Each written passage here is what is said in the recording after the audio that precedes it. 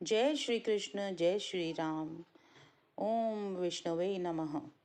आज मार्गशीर्ष मास के शुक्ल पक्ष की एकादशी तिथि है। इसे मोक्षदा एकादशी भी कहते हैं। मोक्षदा एकादशी के दिन ही गीता जयंती भी मनाई जाती है। जो लोग आज मोक्षदा एकादशी का व्रत करते हैं उनको विष्णु भगवान की विधि विधान से पूजा करनी चाहिए और सहस्त्र नाम का पाठ करना चाहिए।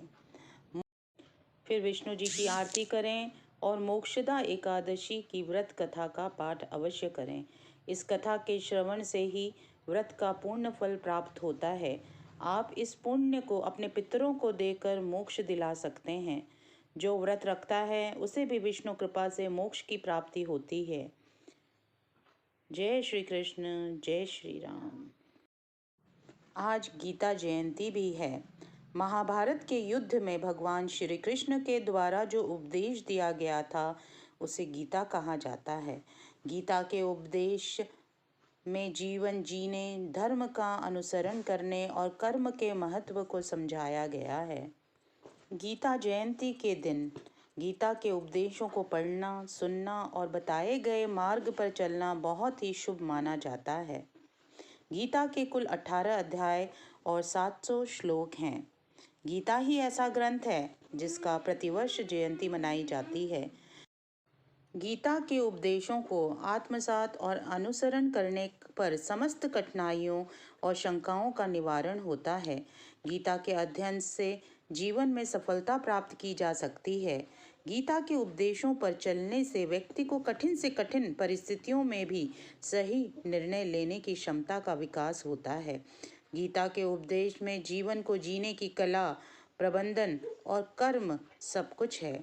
गीता जयंती के अवसर पर आप सब लोगों को बधाइयाँ। गीता के कुछ उपदेश इस प्रकार हैं।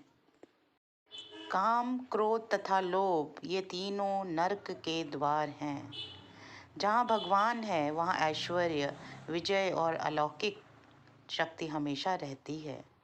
भगवान सबके हृदय में विराजमान है और उन्हीं से ही स्मृति तथा विस्मृति आती है। भगवान को जानने के लिए एकमात्र साधन है भक्ति।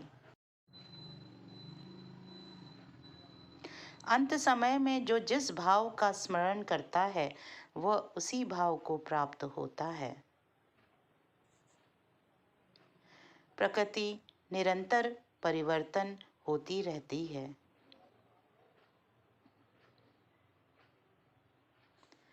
दुष्ट तथा मूर्ख लोग भगवान की शरण ग्रहण नहीं करते हैं।